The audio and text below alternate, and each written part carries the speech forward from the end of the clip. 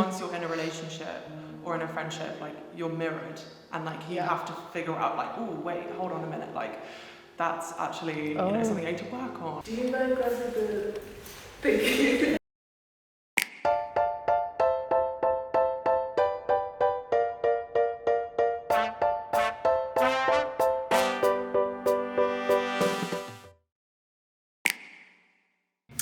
My name is Simone. My name's Mia. I'm half English, half British, and I'm from London.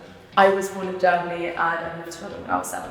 We are both currently working together on our podcast, the Seedling podcast, and we've been working on it for about a year now, coming up to our 1 year anniversary. Yeah, so in the podcast we talk about all things self-improvement, self-healing, and anything that we resonate with that we want to share on a wide platform. Coffee? He has to sit. Sorry. Well, he's actually sat for so long, so I just want to make sure he's like comfortable. So, I guess we'll start off with, how did you guys meet? Okay, so we met during lockdown, amidst like all of the COVID malarkey.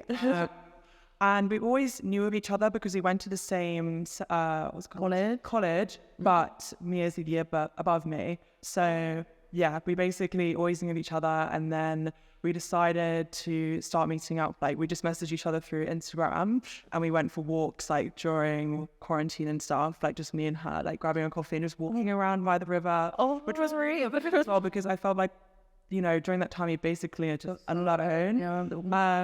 And we realized we had so much in common, and like we'd always like looked up. I'd always looked up to Mia. But I was never really brave enough to like go and talk to her really, because I just was always intimidated. And then we just started to meet up more. And honestly, I think one thing that really changed our relationship was booking Croatia. Yeah, we went holiday together. And I think that was like, all right, this girl is my best friend.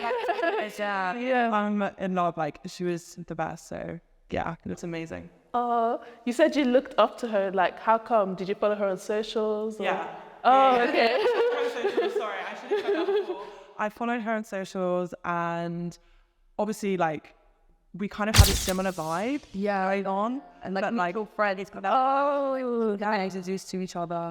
Like, yeah. So took the step, and Because to be honest, when I see you guys, even your Instagrams, it's like you guys just like sisters almost. So like you complement each other so well. Like I said before, like it just makes sense. Like as a friendship, I think. I think also like our being friends together, like we grew into who we are now as well. Like I think, yeah. Who were you as individuals before you met? Yeah, wow. I just feel like a whole different person. I feel like Simone really just helped me like discover who I am and like show me that it's okay to stand in my truth, I feel like before our friendship, I think I was quite, I wasn't as emotionally available, I would say, like to like friendships and just like people in general. And I feel like this friendship has just helped me so much, just like open up and just see that it's okay to like love unconditionally and like be understood and held like in so many different ways like that I never thought were possible. Like it's just been so neat. Yeah, that's likewise, exactly the same for me. I don't want to say I was completely lost before because that's just life. But I don't think I was truly myself. I feel like I found myself being friends with Mia. I guess that emphasizes the importance of platonic friendships as well. So much. Specifically, like also female friendships are just so important, like so crucial when you're growing up or like when you're going through like your 20s as well, because you can feel so lost and just so like, what am I doing? And like your friendships will ground you and like give you a foundation that like everything is going to be okay. It's just so important, honestly. Yeah. Find your people. Yeah. So one thing I noticed about you guys is you're very self-aware about who you are, who you've become, who you were. Like a lot of people actually walk around this life with no self-awareness. They don't have any regard for themselves or how they react to certain situations.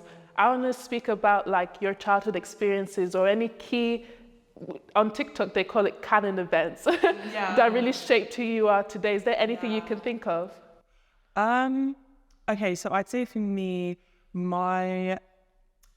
well, we don't call it primary school, but I did go to like this kindergarten thing, I don't know, I can't really explain it very well, but it's called a Steiner school. Okay. And I basically was sent there from the ages of like literally 0, because you're allowed to go to like parent and child group and whatever.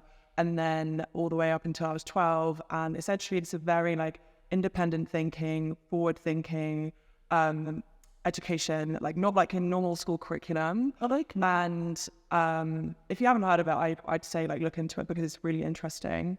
And essentially they kind of make you really think for yourself, and like you learn not in such a strict academic way, like you need to learn these timetables by Friday. Like it was very much like learning through play and like learning like how to resolve problems together. And I feel like for me that made me very self-aware, very independent. Wow. And yeah, it's quite a long-winded answer, but I think for me it was Steiner school, and I owe it to my teachers because they really did something there. Wow. Yeah. What about you? I think for me, it was honestly just moving from Germany to London, like to England, because also where I grew up in Germany is very small kind of town. And then coming to London, being like 7, having to learn the language like from scratch. Wow. Make whole new friends, having to establish myself like in a whole new like space and city at such a young age.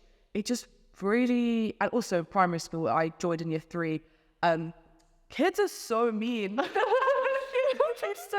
Or just not even mean, like just have no filter. Yeah. And it just was a lot of character building for sure. But I just, it just made me stand in like my confidence, do you know what I mean? And just be like, actually, no, I'm going to speak my truth and be who I am and like express who I am, because that's also how my mum raised me as well. So I think definitely moving countries at like a young age where it's quite pivotal, like 7 to 10 years old as well, like quite a pivotal moment. So yeah, just standing my truth and just being like, hey, I am who I am. It's so interesting you say that, because I actually moved as well when I was 8. I moved a lot of times, but the key move was from Ireland to England. Oh, wow. And when I moved to England, everybody was making fun of my accent. They were like, hold on, why do you say, I think that, I thought that? I went home the very first day and I like cried to my mom. I started like learning how to pronounce my T's and my H's properly. And then it got to a stage where I was just like, everyone thinks I'm weird anyway. I might as well just be who I want to be. Yeah. I never knew that about you. I moved around a lot, like to Spain, to Ireland, to England, loads of times. But the one from Ireland to England was a key move. Yeah. Definitely. I feel like anything, like when you're at that age, kids are just like, anything that's not normal is it's like you're outside driving. Yeah, like in hindsight, afterwards, it's actually a strength. Like grow up, like people wish they had like the experiences and like all the. Do you know what I mean? It actually becomes a strength. So definitely. Let's speak a bit about your podcast. So when did you start? How did you decide to do it? Yeah, let's start with that. Yeah. Okay, so I guess we were just having some really interesting conversations together, and I think we've both collectively learned a lot from other sources, like other people, and I feel like we just decided to start because we wanted other girls our age, other men our age, doesn't matter like what gender you are, it's just specifically for women, and how you can basically discover yourself and like self-love. And we wanted to like give a platform for that, basically give girls like a voice. Yeah, exactly. And guidance. I think also a big thing was kind of us having these conversations, obviously early on in our friendship, and people basically being like, oh, you guys should start a podcast. And that kind of planted the seed, really fun, to make us in our heads and be like, oh, actually, maybe we should do that. Yeah. And then we obviously discussed it and thought like, I think, yeah, why not? I think a lot of people would benefit from obviously hearing what we have to say, but I think we also benefit from talking about certain situations, because like she said, like we learn so much about ourselves as people, but also in our friendship and everything when we talk about stuff, like we discover things and we're like, oh, actually, I never thought about that. And like we go off on tangents and we're like, oh, that's actually so interesting. I've never talked about that before and stuff like that. So it's like a mutual understanding and mutual learning between us two, but also between us and our listeners. Like, yeah. I feel like every time we finish as well, we're like, oh, that was really interesting. Different years, harder. We also become like closer as friends. I feel like every time we do an episode, I'm like, we just really dug deep and just like did an episode about something we like maybe hadn't discussed before or something. Yeah. And is that how you came up with the name, the Seedling podcast? We wanted to plant seeds in people's like days and mind and whatever, and then they can choose to like water it or not and like grow it or not. You know, like not everyone's gonna agree with exactly what we have to say or like resonate with what we have to say, but we're just planting the seed, and if you resonate, you water the plant. If you don't, you just leave it. Yeah. So how did you actually learn about these topics? Is it mainly through personal experience, would you say? Or because I see a lot of misinformation that goes on TikTok, that goes on social media, everybody just saying their own opinion. But the reason I actually really like your podcast is that what you say really just makes sense. Like we put it as well, like people coming out to us and saying like, we actually feel like it really related, like resonated with what you said. It's really relatable. I'd say like there's not one specific thing. It's like a mixture of lots of different like bits of wisdom and guidance and stuff. I think mainly like just going through it, like going through life. Watch it. I feel like I had like quite a tough time in my teen years, and so did Mia. And I think coming together and like learning from our experiences and knowing that other girls have definitely gone through it before. I mean, it doesn't matter who you are, but I think we just wanted to like give that, I don't know, give our experience and yeah, exactly. I think we just wanted to create a space where like you are just accepted and you are like, there's no like right or wrong necessarily. There's no like, that's wrong if you do that, that's right if you do that. It's just kind of like giving advice of what we experienced and what helped us, and then you can leave or take what you want from that, you know? So I think just our own experience, our own hardship, our own like wins, and just kind of transforming that into like a podcast. Yeah, I'd say also a lot of our elders have like helped us a lot, like both of our mums and other people that we know as well. We're still learning. We're not experts, and that's something we want to also like disclaim like a lot, is that we're still learning, we're not professionals, but just sharing our experience and our findings, and again just letting people take what they need from that and leave what they don't. So I feel like the minute you mentioned like holistic healing, and you guys mentioned meditation, like people are like, ooh, we're entering kumbaya territory, like wishy-washy, like words, like I want to know like whether you have received any like hate, and whether your content is for everyone or whether you target specific people.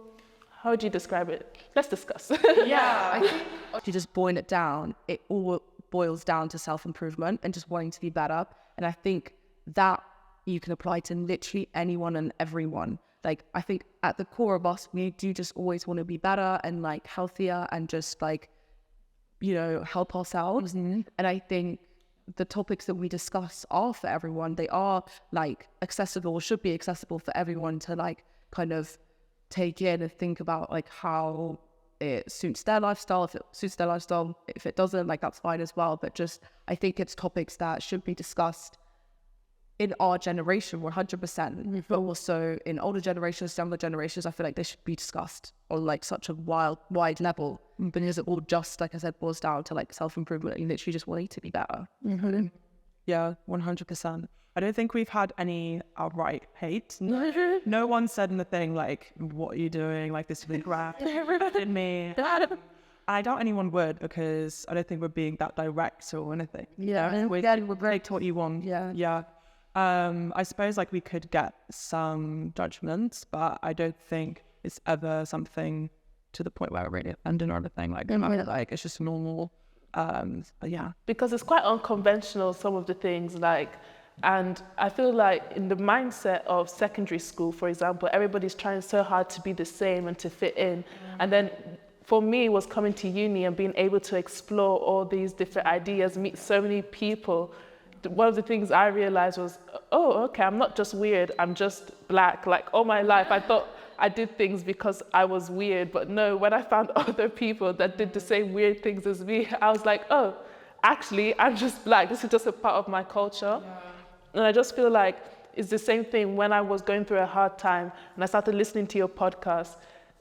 It's just certain things that you were saying really resonated with me as well, because I feel like meditation, self-healing, mindfulness, and especially self-love is just words that are being thrown all the time in the media, but actually having that awareness is so important, which is what you guys speak about. But I know like younger me would have just, to be quite honest, would have just seen those tag words like, oh, holistically, and I'll be like, oh, no, like, forget about that. But when I forget about the terms and actually look at what you're speaking about, this is something everybody should be speaking about. How to be connected with yourself, how to understand your emotions, how to basically do the things you guys speak about.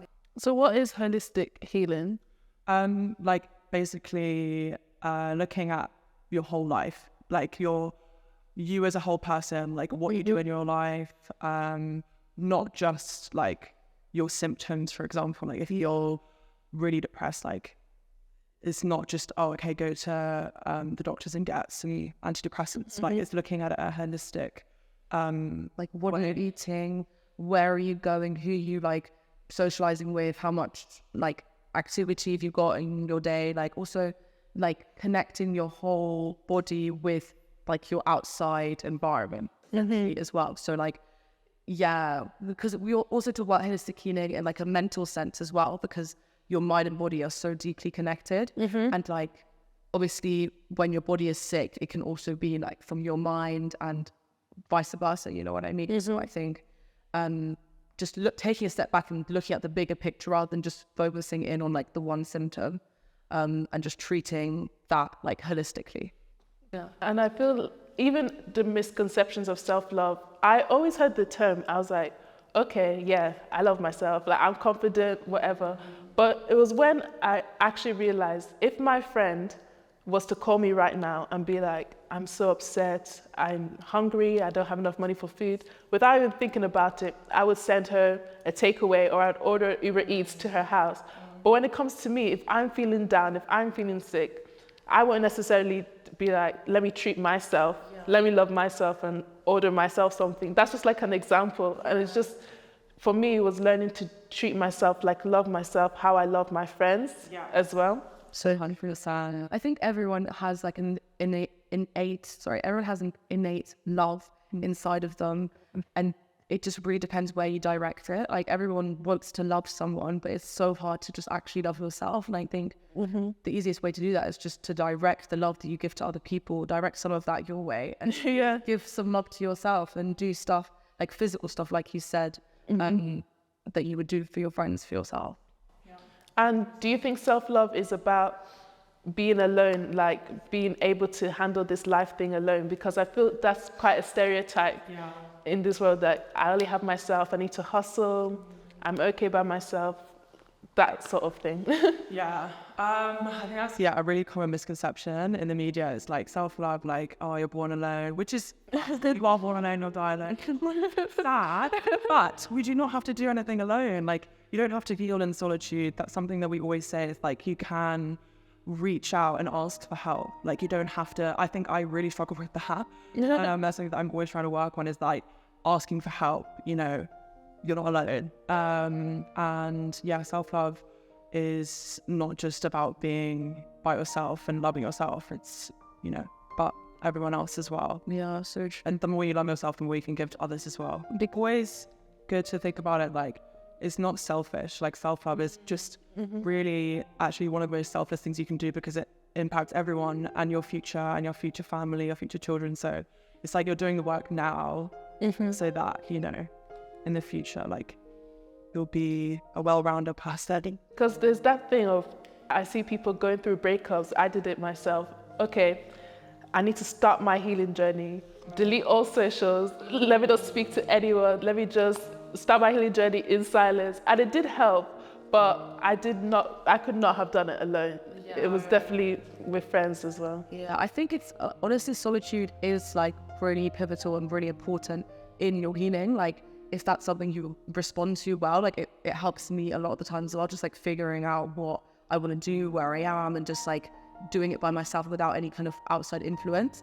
But I think you need a mixture. You need to be able to be by yourself and love yourself and spend some quality time with yourself.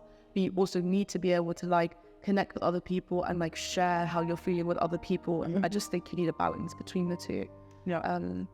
There's only so much healing you can do alone as well. Yeah, because once you're in a relationship or in a friendship, like you're mirrored, and like you have to figure out like, oh wait, hold on a minute, like that's actually something I need to work on or whatever. That's something that I realized. So yeah, no, I definitely think like you should also rely on other people in some senses. And is there a point where you're like, okay, I'm healed, or is it? No.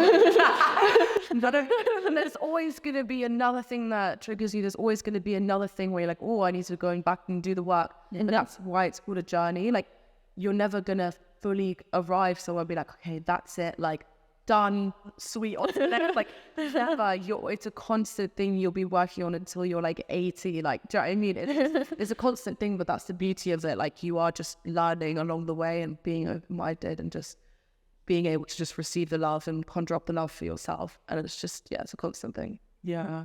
I also think on that note as well, like it's okay if you change as well. Like you're allowed to change and like move through different personalities and in different environments. Like you'll adapt and change, and you'll always have something to heal from. So yeah.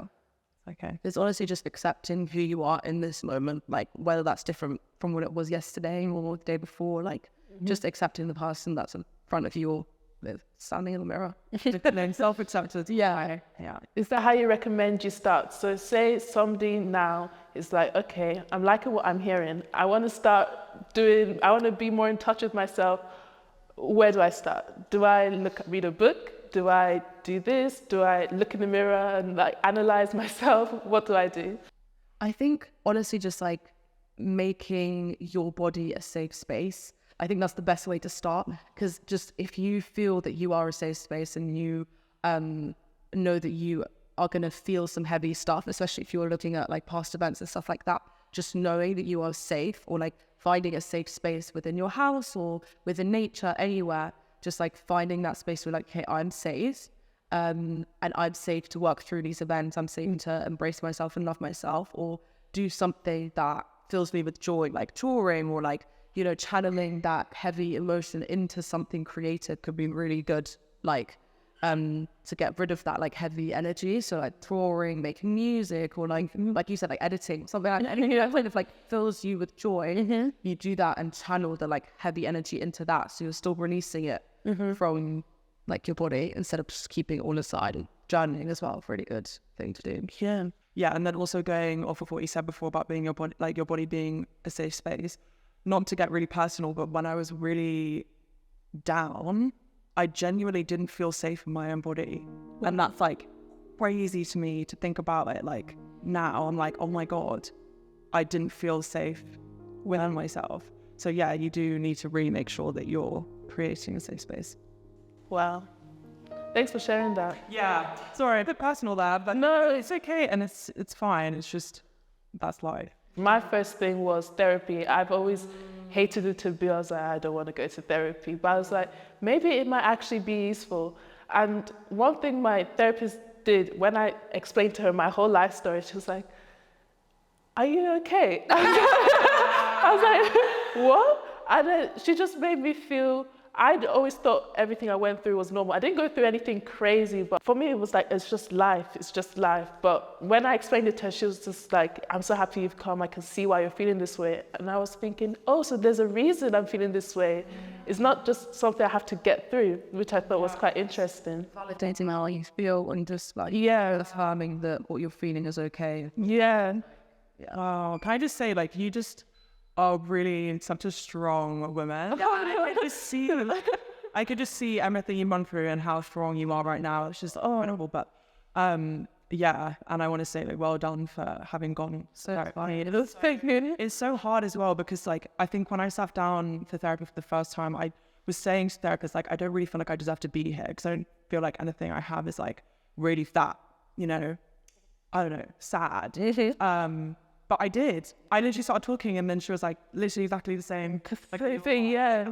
I just say like that's you know a lot. Yeah. And I think that's the thing with when you've gone through quite traumatic things, you sort of gaslight yourself. Yeah. Like, oh, Someone else that I was. yeah. And you don't want to like play the victim or anything because you're not. But I mean, anyway. I know on your pin post on Instagram, you speak about celibacy and then you speak a lot about sobriety as well.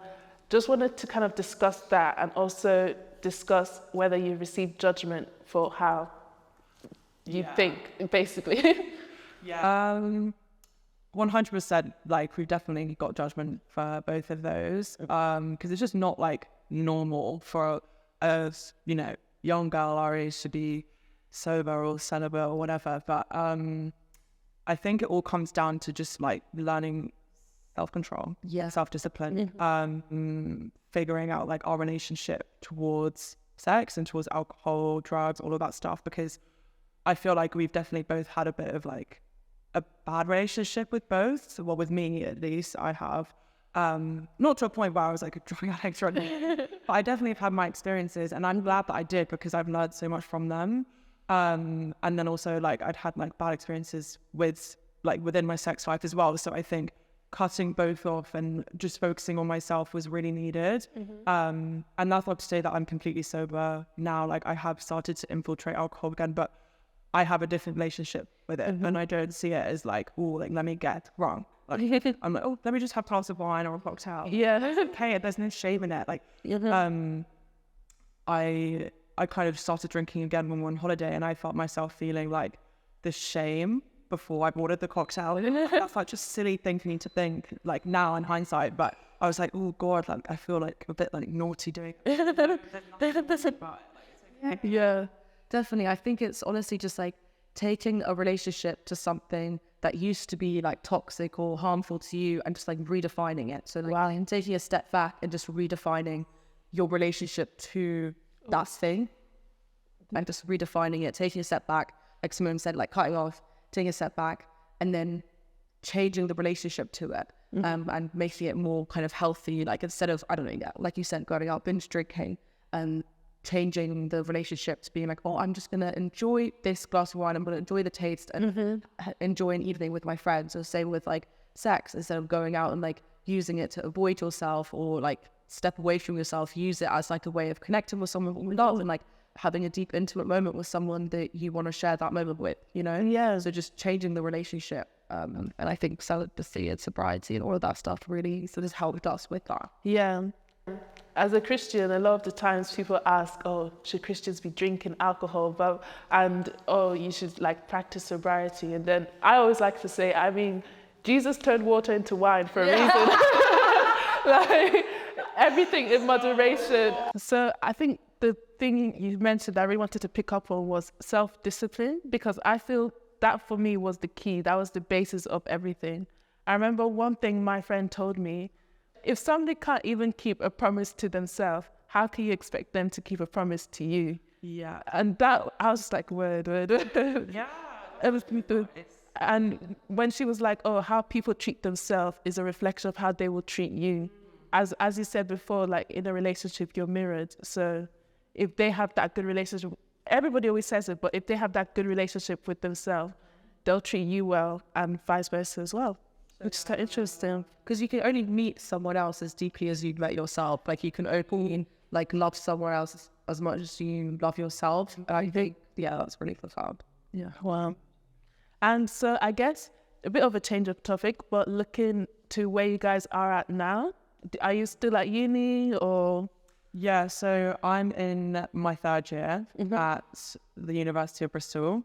And I'm doing an A2 history, and yeah, it's getting a bit harder now, but yeah, I've got a year left, and Mia yeah, so I graduated this year in September, and I'm starting a new job at the end of this month in like a medical charity position, which is really great. Oh, wow. I'm really proud of myself. Yeah. Wow. Yeah. So yeah, that's gonna be how we're moving forward, but we still obviously want to prioritize the podcast and just, grow it. And yeah. With that, We were saying we want to do like so many more things, not just the podcast, but like use that to do like events, or one of our goals is to do like be part of like a wellness festival. Oh wow, honestly doing like a live episode, stuff like that. Just like wow, loads of different streams that we can go from. So we're just really excited. and I think we just didn't expect any of this, like how everything is turned out. I think we just expected it to be like a little project for us to have. And yeah, it's grown so much. So I'm so happy. It's still so crazy sometimes when people message and be like, oh, I love what you said then. I said my friend did a podcast, all this stuff. And like, or people will just say like, oh yeah, I heard this episode and stuff like that. And I'm just like, I always forget people actually listen to it.